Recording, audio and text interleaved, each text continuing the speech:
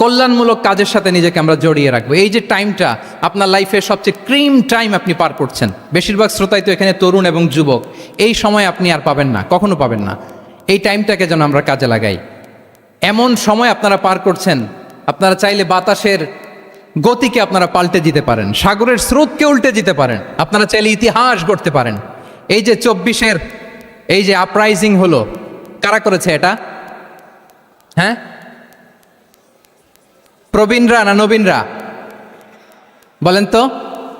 এই যে আবু সাইদ বুক টান টান করে যে দাঁড়িয়েছে, সে কি বুড়া মানুষ ছিল না যুবক ছিল আপনাদের মতো?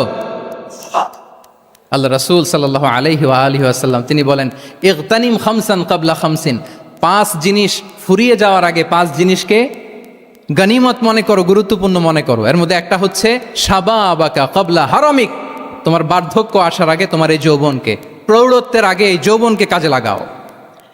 এবং কিয়ামতের দিন আল্লাহ তাআলা 7 শ্রেণীর ব্যক্তিকে তার সুশীতল আরশের নিচে ছায়া দিবেন, যেদিন আল্লাহর আরশের সুশীতল ঠান্ডা ছায়া ছাড়া আর কোনো ছায়ার ব্যবস্থা থাকবে না।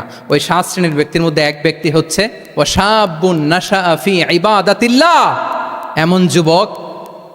এমন যুবক যে আল্লাহর ইবাদতে তার যৌবনকে কাটিয়েছে।